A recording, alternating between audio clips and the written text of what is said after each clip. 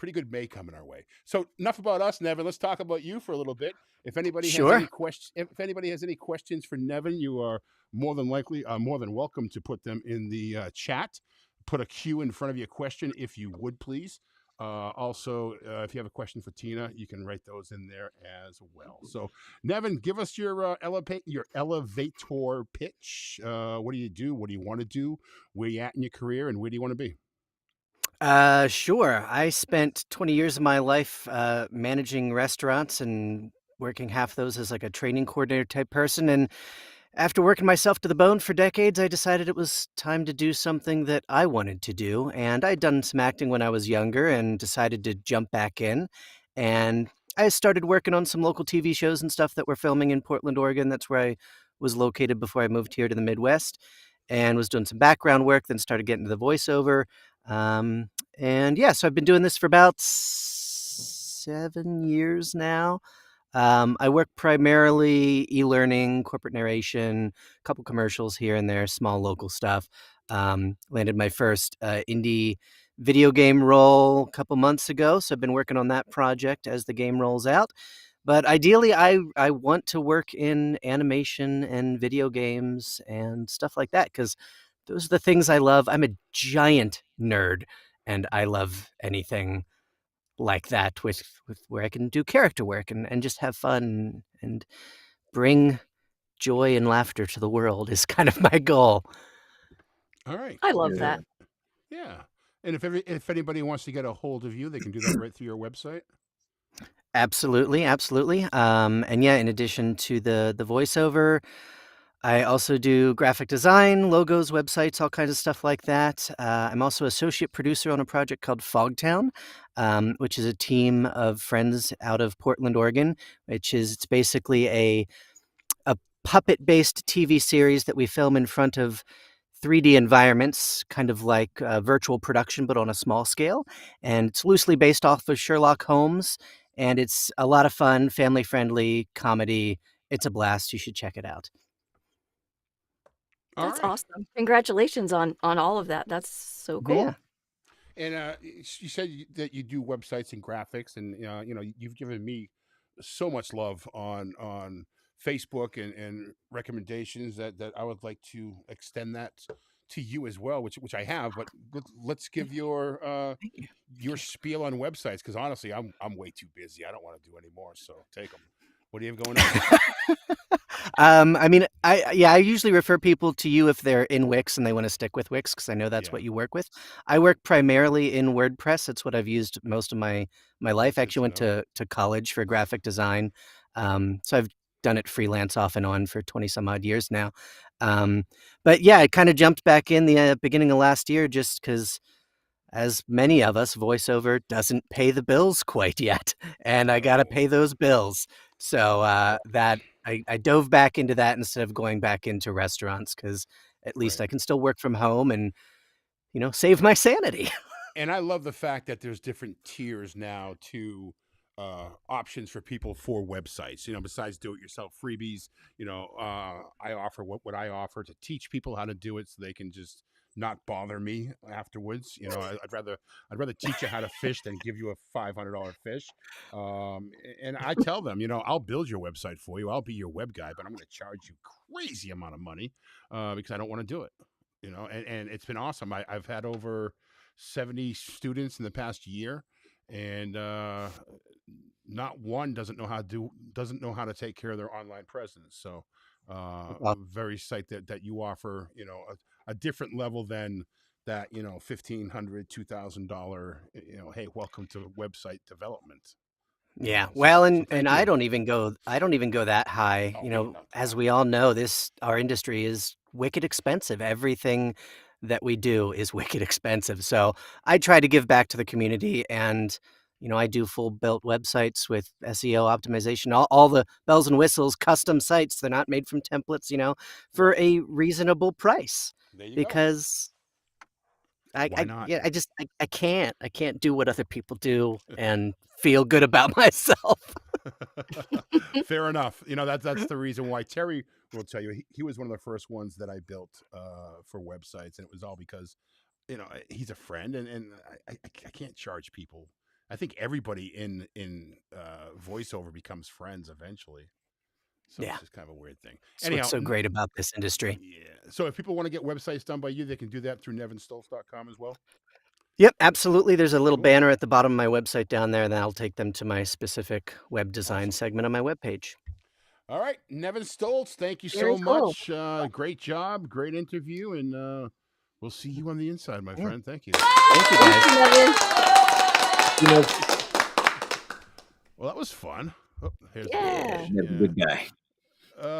Susan Malik made a comment that I'd like to. She thinks she was the first one to whisper it, and you know, Suzanne. I think she's right. I think she's right. I think she is right too. So way to go, Sam. All right, we have a lot of people here today. Everybody's saying hello. I don't want to go through all these hellos like we normally do. I apologize. It's primarily because we're running late because of me and my daughter's boyfriend. Facebook users here. I just want to go here. Facebook user, if you want to have your name shown there, if you go up to the chat and hit the Peter see Rain, more, ladies and gentlemen. Peter read Rain. more. Is that Peter Rain? Peter, Yep. how many times do I got to tell you this? I'm gonna make a video for Peter Rain and send it to him. I'm not gonna talk about it anymore. But up here, Peter, I'll tell you.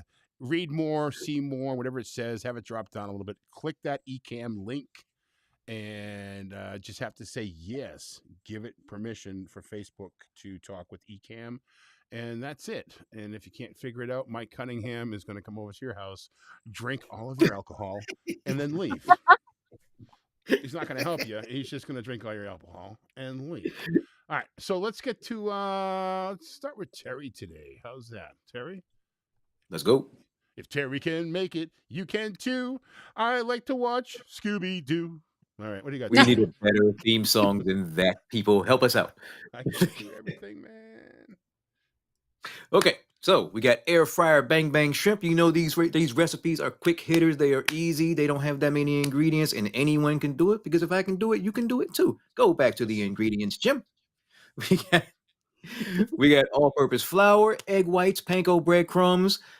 We've got your peeled and deveined shrimp. Do yourself a favor and buy them that way. Do not try to do them yourself. It is annoying as hell. We got cooking oil spray, sweet chili sauce to top it off, salt and pepper to taste. All right. So first thing you're going to want to do is set up a little cooking station. That's a picture of all your ingredients there. You want to set up this little cooking station so that you can just dip and go. So in this order, you want all-purpose flour, egg whites, panko breadcrumbs. Okay, so grab a shrimp. You want to dip it in that all-purpose flour, put it in your egg wash, and then hit it in those panko breadcrumbs and put it in the air fryer, which you have already preheated to 360 degrees. Cooking times are going to vary depending on the size of the shrimp that you made. The size of the shrimp that I had, they were large white shrimp. Their cooking time is going to be about 6 minutes. All right, so there you go. You're going to get those in there. You don't even need to flip it because the air fryer cooks it on both sides. 6 minutes in, take those bad boys out. You got your dipping sauce. You're ready to go. A quick, easy, and delicious meal. And you can serve it either as an appetizer there, or if you're trying to be a little bit healthy, throw it over stuff with some greens, and you got yourself a little meal. Done deal. Terry just made it, so you can too. Now go watch some Scooby-Doo. No? All right. Whatever. Someone help us. We need a song. All right. Terry, to stop taking screenshots. Mike Cunningham, stop trying to write down the ingredients. Terry's going to post this on our Facebook page for you guys, so don't y'all worry about it. All right, let's get to Grace and find out what's happening with some health, whether mental be or non-mental be or... Yeah, general health and wellness. This show is always evolving, and I thought it would be better to cover general health and wellness, mental, physical, whatever. So I found this rather alarming. The FDA has issued warnings to consumers because they have found that 6 different companies are selling 19 different over-the-counter topical pain relievers with illegally high amounts of lidocaine in them. So this is a problem because high lidocaine levels can lead to serious health risks such as irregular heartbeat, seizures, and breathing problems. That's a thing. They're literally selling illegal drugs over the counter. So it's recommended to check your labeling for all of your topical pain creams, lotions, patches, etc. They're recommending no more than 4% lidocaine. Do not apply them heavily over large areas, and don't wrap the skin with plastic wrap after application. There are, like I said, 19 different over-the-counter creams and topical pain relievers that are being sold right now. I don't have time to go through all 19, but I will post the original article, and you can look it up to see if you're using one of the products. I will post that on the TMI page. And yeah, the more you know. A little scary. Wow. It is kind of crazy. Did not It's kind know of that. crazy. You know, and if you want to get some of the over the counter stuff, I believe Grace, you have stock in is it Icy Hot or BioFreeze. BioFreeze? That's it. Yeah. So if you're gonna buy something over the counter, please help support Grace and the show, and buy yourself some BioFreeze. We appreciate it. A couple comments here for you guys before we get going with our guest, but Brandon's here for the Scooby Doo. Well, all right, Brandon, I appreciate that. What's up, Brandon? Mike likes it less spicy than salt and pepper. Cat's agreeing. Let's see here. Mike with some. Wait a minute. Sam likes illegal drugs. Okay, that's good. All right. Good. Peter Rain, you're He's here. like, the more lidocaine, the better. Hey, look at it. Peter Rain, you're here. You did it. Whatever you said you didn't do, you did it. J.S. Gilbert, you're here as well. So whatever you said you couldn't do, you did it. Yeah. I don't know what Brandon. I'm not going to talk to you about that. And Terry, good news, and we're going to Oh, hold him. we just put the link so people can. Oh, that's the Facebook link. Okay, cool. Yeah. Daryl, we're going to hold you to this, my friend. DF Raisin's going to find you a serious theme for cooking and recipes, okay? But it has to have something to the effect of if Terry can cook it, you can too. And I definitely want some sort of major cartoon character from my childhood in there as well. Cool? Scrappy Doo? Scrappy will work as well. All right, cool. Let's get to our host. She sent me her intro and Our her, guest. pitch Yes. guest. Yeah, she sent me her intro and all that. And honestly, I lost the damn thing. It's about par for me, but I might be able to open it up. You know what? I'm just gonna wing it. Why not, ladies and gentlemen, boys and girls? You hear her on that show that Terry loves so much. Love it or Illicit. leave it. Yes, one Love of it my or favorite show. go.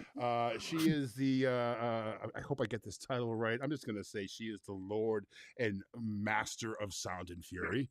Yeah, right. She rules over everything commercial. She's a casting director. She's a voice actor. She's one of my favorite coaches, and she is by far my pet dragon Cricket's favorite human in the entire world. Put your hands Oh together my for the one. goodness. Yeah, here she comes. It is Tina Morasco. Hey, Tina. Welcome to the show. Everybody. Tina. I would say thanks for that warm intro, but I wouldn't mean it. I'm totally to be honest, I'm glad you couldn't find my bio because I think I need to rewrite it. It's time. So you just rewrote it for me. There you go. Lord and master of everything, Lord. sound and fury. Yes. Yes. Hardly that. Hardly that. She may like a penthouse view, but she's Jersey through and through. That is Morasco. true. Yes. Right. And mother of bearded dragons. Yes. Now we just need a Game of Thrones type of title for her. Game of I don't know, whatever the case is. Kaliti. I could be Kaliti. Kaliti. Yeah. Kalitina. Nah. Kalitina. Not only sound but fury. Yes, Mike, I did say fury as well. So Yes. Wait I a think second. Mike was stressing the fury because he Yes. could sense it. He could feel the fury. He brings the good fury. I think Mike may have written you a theme song too, Terry, here. Oh, Terry can nice. cook it, you can too. His friends are the reason to bring good food to you. I like it. Enough Briscoe power. Is that like turtle power? The greatest I love man it. of his time. Bringing tea dinner to yours. And we're gonna have the Mike on the show and sing this for us. Mine. Mike, I want you to go right now. I want you to sing this into a file and send it to my email. And we're gonna play this before 9 o'clock. You have 32 minutes, 31 minutes and 45 seconds. Mike. Go. Make it happen, Mike. Make it happen, Michael. Make it happen. All right. So House of Morasco. There you go. I know. I love that. Wow. Yes. Good one, Yes. Peter. And now we have to give him credit because he figured out how to put his face and name up there. So, all right, cool. Peter Peter. Rain. Yeah. So Tina, Terry, Grace, and I, over the past since October, have dove into the casting world as a casting Mhm. director. Yes. I mean, every 3 to even as early as 4 weeks, we listen to anywhere from 15 Yeah, tell to me. 15 to 30 auditions. And She's then- like Oh, pocket you change. She's poor like pocket, baby. pocket change. and you know, a lot of times it's you know, I mean, granted, the whole "Psst, hey buddy, are you on the inside?" But it's so much whispering, and I was foolish, and now I know why you do this. Where's my camera? Now I know why you do this. One take only, please. And no slates, please. Oh my No god! Well, slates. Yeah. we don't do slates because we don't want us to know who it is. My Right, wife right. goes in and she takes the files and she puts them into an original folder that I can't get to, and then she just Uh-huh. labels them 1, 2, 3, 4, 5. Sometimes as high as 11, Tina. Sometimes as high as 11. Yeah, and out The of those 11, torture. we have to Color pick, me home alone. we have to I pick know. 3 of those. Yeah, so. But it's absolutely true what you say. You know, and we talk about this. You know, be original. Don't be what you think they want to be. You know, I don't say that. well, you say I don't say don't be what we. I No. painstakingly write exactly what we want you to be. right. So- Right. But I guess what I'm trying to say, and you'll explain it better, is when we listen to these, we just hear, "Are you on the inside? Are you on the inside? Are you on the inside?" You And then on the inside? and then all of a sudden, Are you well, on the inside? well, all of a sudden, we'll get something like, "Hey, buddy, what are you doing? Yeah. Are you on the inside or what?" Yeah. You know, and that, like, Mm-hmm. you know, piques my interest. Yeah, And- but it depends on. I have no idea what you were casting, but like it really that opening hook will absolutely depend on what the story is, like what is going on camera, or if it was just a dummy script and it was completely up to interpretation, then yes, I am all for what you're talking about, like bringing your creativity and your authenticity to it and coming up with some kind of unique perspective on it. But for the stuff that we tend to cast, right, it's all these days, like my big like soapbox that I'm on is that everything that we're casting these days, they really aren't considering them commercials. They are making short films. And as such, a film is a story, right? It's either the story of the brand, it's a story that has nothing to do with the brand that the brand wants to align themselves with. And our job as voice actors is to literally serve that story. So, you know, making an arbitrary choice that isn't in alignment with the story it may get you noticed, but it's not going to get you put through to the client because it's not in alignment with what they are trying to achieve. Does that make sense? So for It does. yours, I can see how to keep it interesting and to keep you sort of engaged in the listening process. If you're Alcohol. literally just looking for creativity, then yes, and alcohol.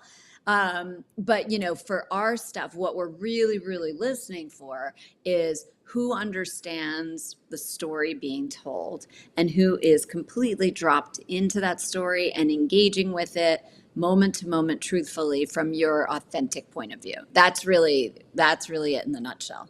So it's not so much the first 5 seconds as it is to, do they understand the story that the client's trying to tell? Because we've worked together on things that I've sent in, and we talk about you missed it.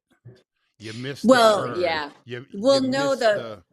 usually but the opening moment is very revealing. Like I can really, really tell in the, like within the first nanosecond, like in the first second or two, if you're dropped in and you're connected to what's going on. If your opening line sounds like a genuine response to something that is unfolding on camera, and for you to understand what that is, you'd have to read, all of the italicized on camera action that we purposely leave on those scripts whenever we can.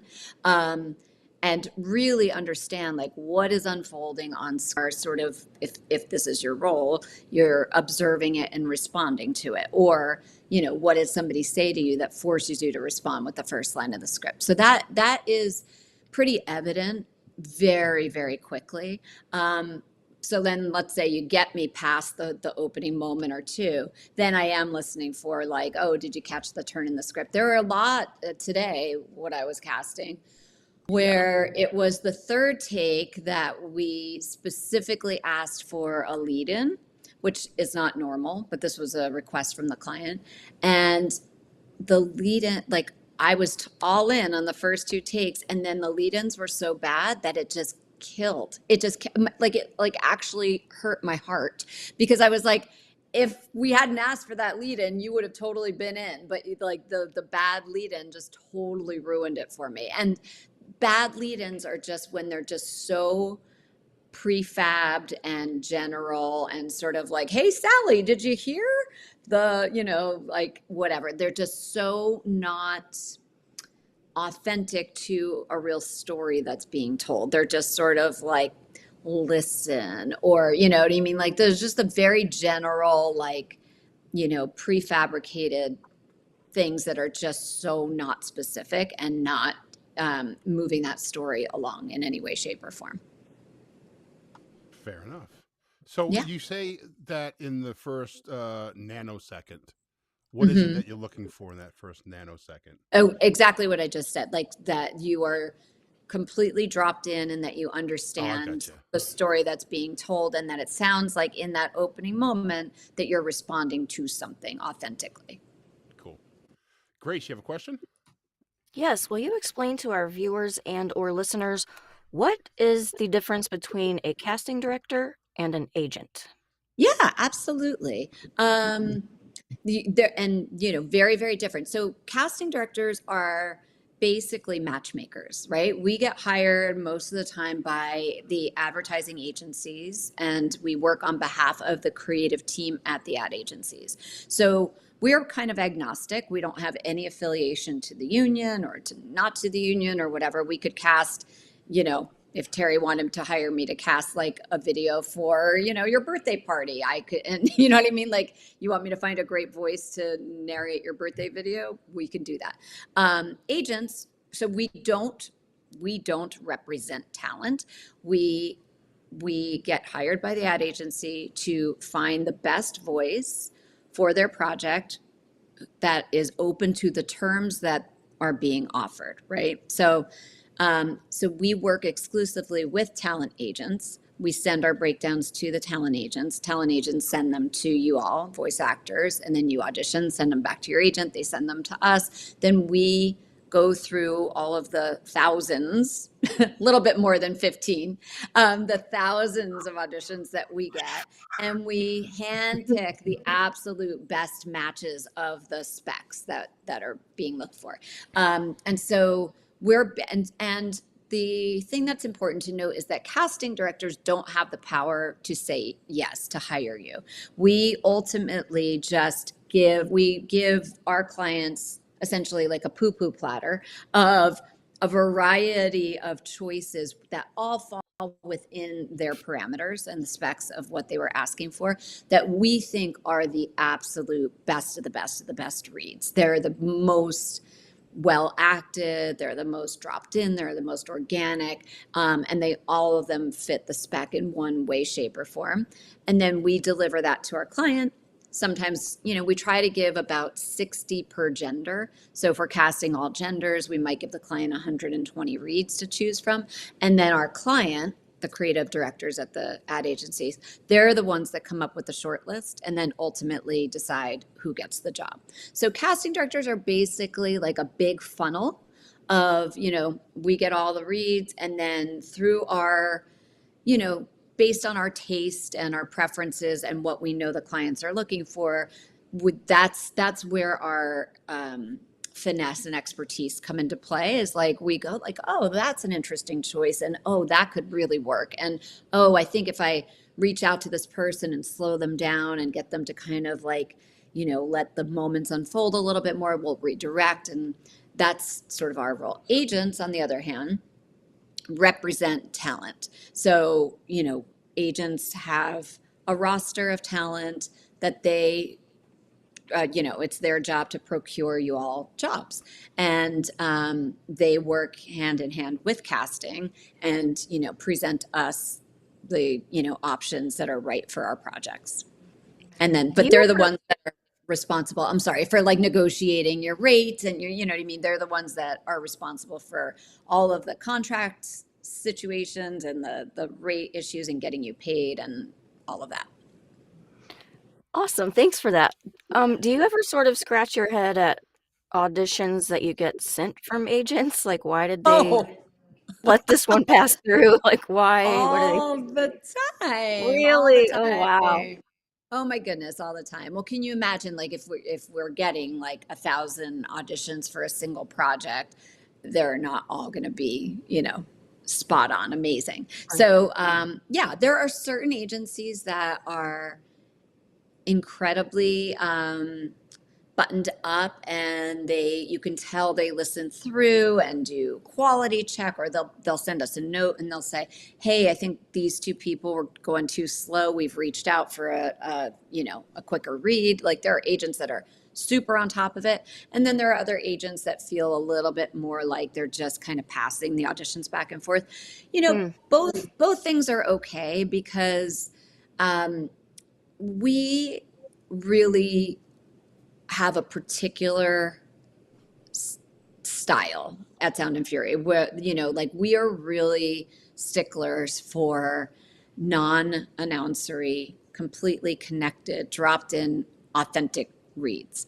And so my ear is so precisely tuned to be listening for that I would rather go through a lot more and find those diamonds in the rough than have agents weed out things that they might not think I would like, when actually I really do find some value in there.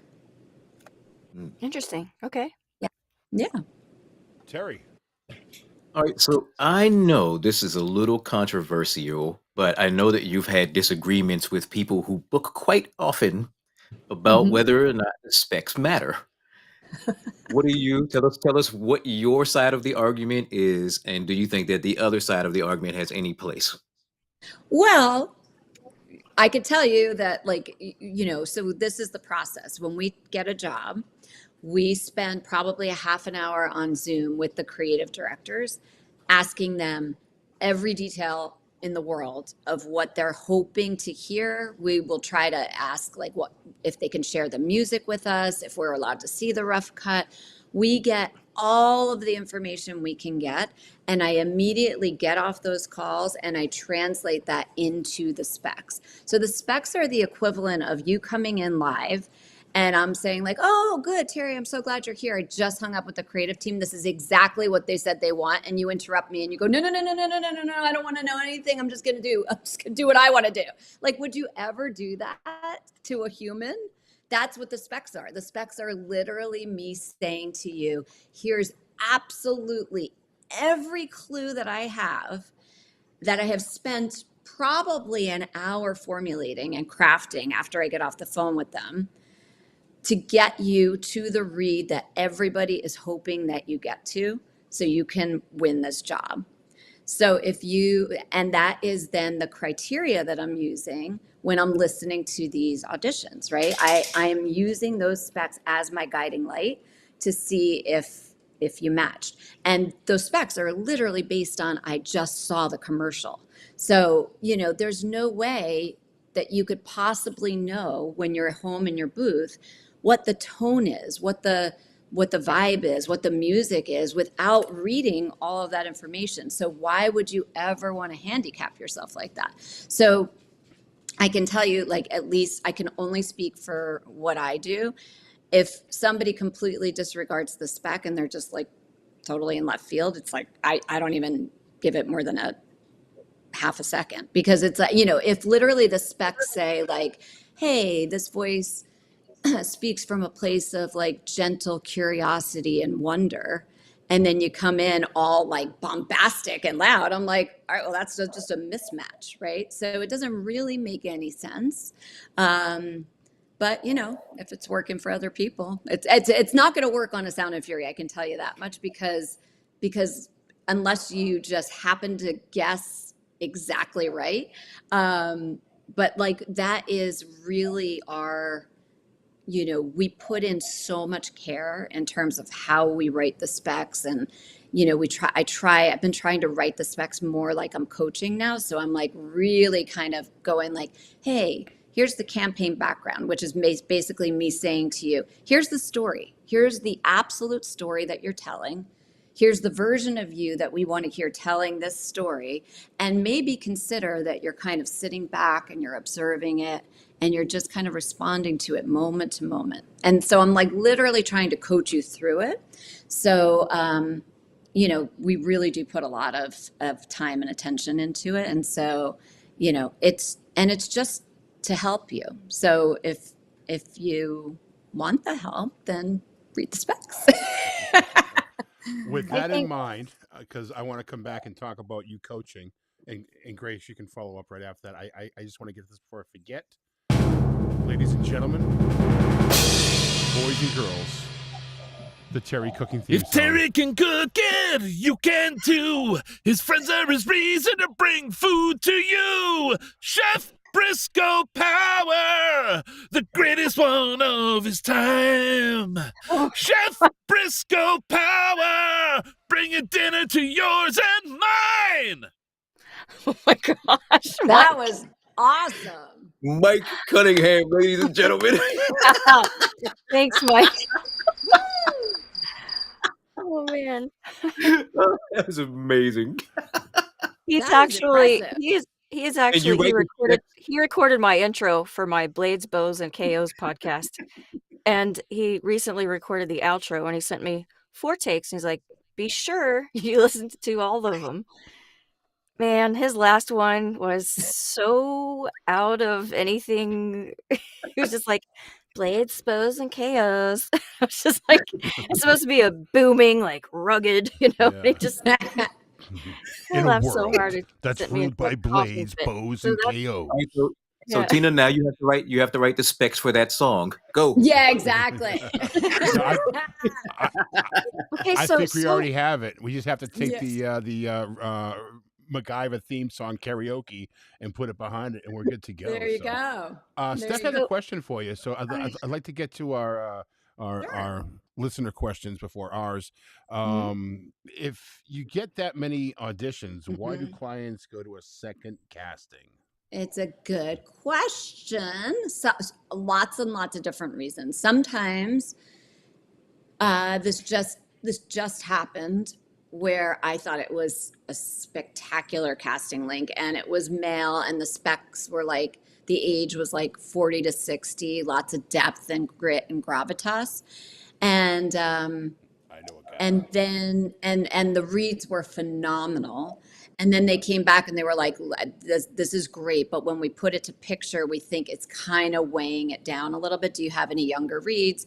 And we did a round 2 casting, and we just went like a little bit younger and drier and a little bit more like kind of close to the vest and dry comedy. And that's what they ended up going with. So sometimes it's like they think one style is going to work, and then when they get it and they put it to picture, they realize like, it's not exactly lining up the way we thought. Let's try to do something different.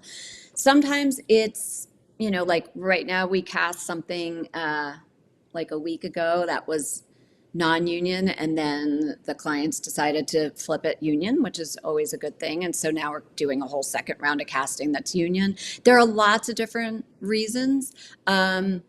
it's not usually for a lack of good choices. It's usually for like some kind of creative shift. Fair enough. One more from Steph, since we have her here. Thoughts on the emerging disconnected read? So, okay, so this is another soapbox of mine. So there is, okay, here I go. So I am Deep breath, Tina. deep breath. Yes. Okay. So if you've ever worked with me or ever heard me talk, I am trying to single-handedly bust through. There are no more stylized reads. So like disconnected would just be another style of read.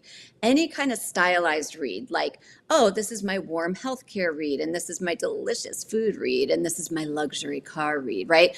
All of those things are inauthentic because you are using your voice in some kind of manipulative way to create the sound of something, right? So when we do these creative calls with the ad agencies, they're always like, please find us somebody who sounds like they've never done voiceover before. And what they mean by that is don't give the script to your drunk uncle at Thanksgiving.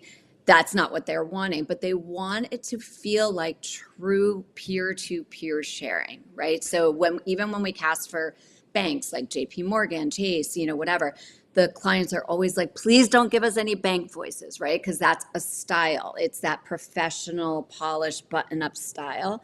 Now they want it to sound like, hey, it's your friend Tina talking to you, Jim, about like, I just so happen to work for Schwab, and I'm asking you if you need any help with, your business and it's us shooting the breeze. I'll be PG. It's us. You can say shit. It's okay. Okay, it's us shooting the It's shit. okay. And then I just happen to say, like, hey, do you need any help with your portfolio? And you're like, honestly, Tina, I'm kind of embarrassed. I don't have any portfolio to manage, really. And I'm like, Jim, it's me. Come on, I don't give a crap. It's just me. Like at JP Morgan Wealth Management, the only definition of wealth that matters is yours, right? So it's the way your friend Tina would talk to you about something she knows like the back of her hand, which happens to be banking, right? So getting to this disconnected read, there are no disconnected reads. Like a disconnected read would be creating the sound of disconnection, which is just creating another false style. So all I saw lots of stuff I almost said on the Facebook. I saw lots of stuff after the Super Bowl on Facebook about the Poppy ad, right? Yeah. Now we didn't cast it, but I thought it was fantastic. I loved it. But that to me is not a disconnected read. That is a legitimate Gen Z person speaking naturally the way she actually speaks, relating to the moments truthfully, one by one. She's like, yeah, it looks like soda. It tastes like soda because it's soda. It's a disconnected read would be like, it looks like soda, tastes like soda, because it's soda. Do you hear the difference? Like the disengagement is an absolute no when we're casting. But I'm not looking for like, you know what I mean? Like she's just literally observing what was happening on camera and responding to it and speaking in her natural cadence and Gen Z rhythm and voice the way she naturally would. So it's not that she was creating the sound of a disconnected read. That's just how she actually talks, which is why, if you're an older person and the spec is like 18 to 26, it's not about making your voice sound young to be believable. It's like I have a almost 21-year-old. There's just a whole different vibe. Like they're not like that generation is not like when older people try to sound young, they pitch up and they go very wide-eyed and like enthusiastic, and that is not Gen Z at all. They are so cynical. They have such an edge. They're so like, whatever, but they're very down here and they're very whatever, but it's not disconnected. That's just the way they talk, right? I hope that makes sense. Yeah. Am I explaining that correctly? Yes. So I don't want the sound of disconnection. I just want the authenticity. I don't want the sound of a luxury car read. Instead, I want you to imagine that you're experiencing luxury and you're responding to it however the story is asking you to respond to it. Yeah, I feel like cynicism and disinterest is not the same as disconnection. Yes. Yeah. Just the the thought It, process of Gen Zers. They're just like over it, like It's whatever. like Yeah. low energy. Just the whole thing is just low energy. They just don't And I care. don't think that's disconnected. I just think it's, they're not interested. They could not care less. Yeah, Also, but it all one, depends. go ahead. Oh, I'm sorry. It all just depends on like exactly what the story is. So like we just cast something yesterday for that age group, and they wanted that Gen Z sound, and it was like a young influencer, and there is a certain style that is, but they were super into what they were talking about because it's their business. They're an influencer. You know what I mean? So like there has to be engagement. Otherwise, you wouldn't hold your influenced audience. Do you know what I'm saying? So there always is engagement, always, and connection has never been more important. Connection to the story has never been more important. Cool. Hey, we're coming up on about 6 or 7 minutes till 9 o'clock. I would like to Sure. respect your time because you have things. Before we go, though, I have one question from Sam I'd like to get to, and I'd like to talk about your library as well before we get on Sure. out. So, Sam says an agent once told me if he gave a script to 100 people, 99 people would do it the same way, and then there would be you. Oh, good for I you. was on spec, but my authentic self was still quite different. Is it That's good to great. stand out that way or not?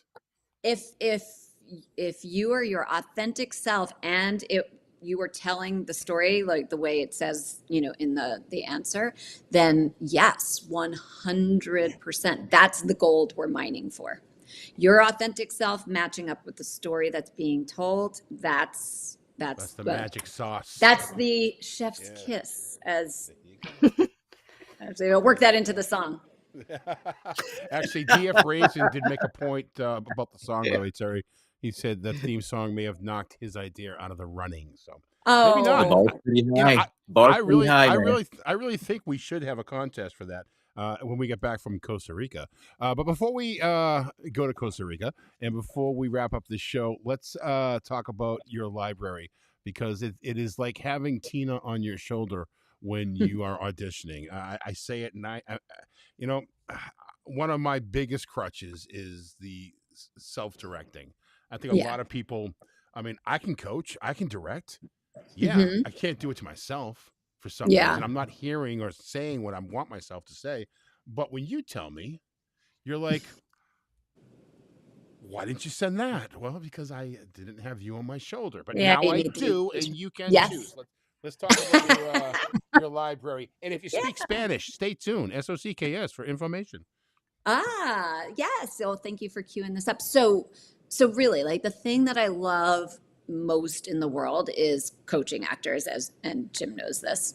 And so I coach only twice a day before casting kicks in. So I'm on the East Coast now. So I coach at 11 in the morning and then 12, and then I turn into a casting pumpkin at 1 until the duration. Like I'll be going tonight until at least midnight. So because I only have 2 spots a day, I tend to get booked pretty far in advance. And so I was trying to figure out like, how do I get the information that I want to share with every actor to as many people as possible in my limited amount of time, and thus the library was born. So the library is like, at this point, I think it's about 3.5 hours of literally everything I know from my 30 some odd years in voiceover, but really specifically in these last 6 years working for Sound and Fury. I go into like a step-by-step process of how you can approach every single script to make sure you're understanding what story is being told, how to create a lead-in that actually works, how to like flesh out your pre-life, and how to deliver your most authentic read on every script, even when they feel incredibly commercial, even when they feel like, oh, there's no way I'm going to be having this conversation authentically with someone. So I break all of that down.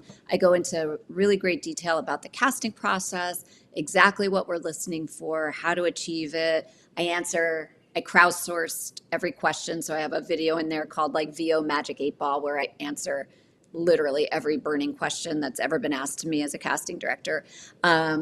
And it's there. So, and they're all broken up into bite-sized videos, all time coded. So let's say you get an audition where there's like a breaking of the fourth wall moment. You type in fourth wall, it'll tell you exactly what video, what time. You could literally watch just the 30 seconds that you need and then go into the booth and just do your audition and bang it out. Nice. So you have the Dewey Decimal System working for you as well. Yes. Very yes, nice. Yes. Do Good you old. What's recognize that? drinkware?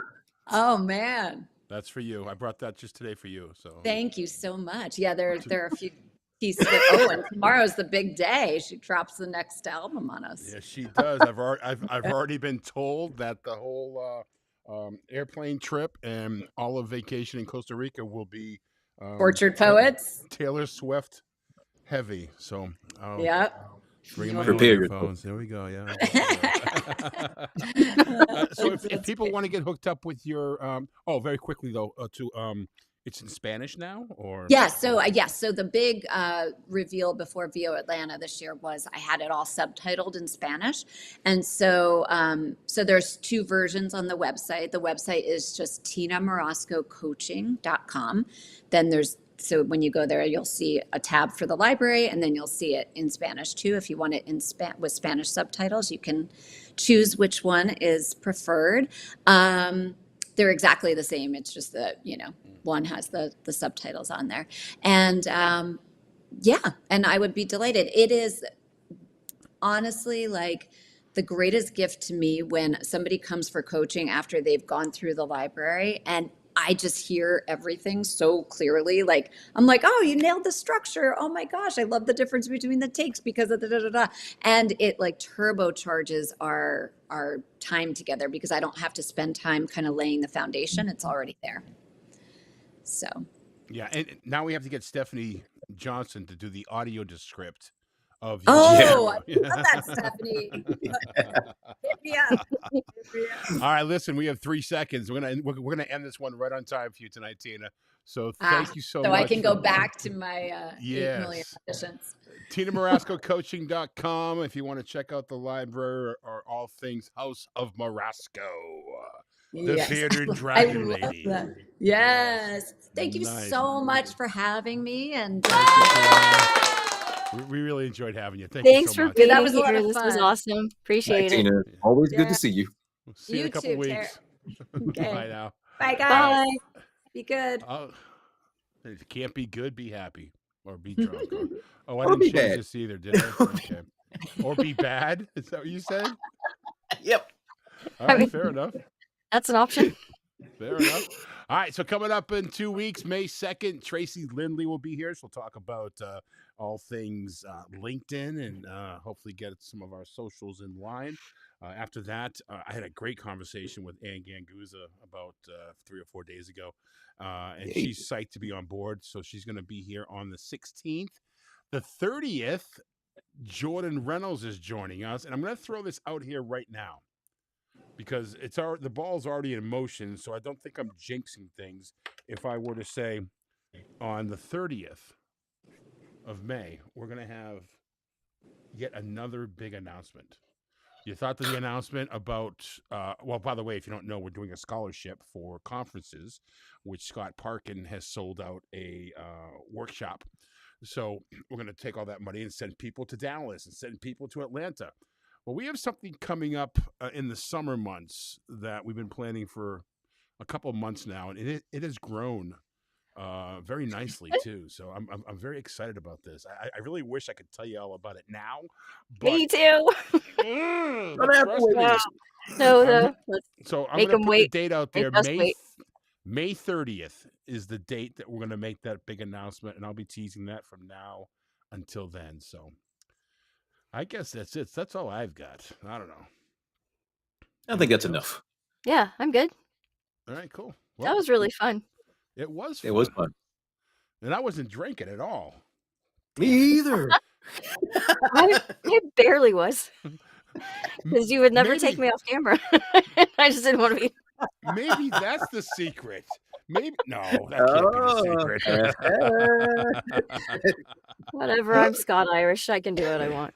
All right, guys. We'll see you guys on the inside Gracie's going to post that article about the painkillers and the pain relief, and Terry's going to hook you up with his bang bang shrimp. Bang bang. His Bang, bang. fecal free bang bang shrimp, because he buys them already deveined and deshelled. Facts. Facts. Have a good one, guys. Damn. Thanks a lot.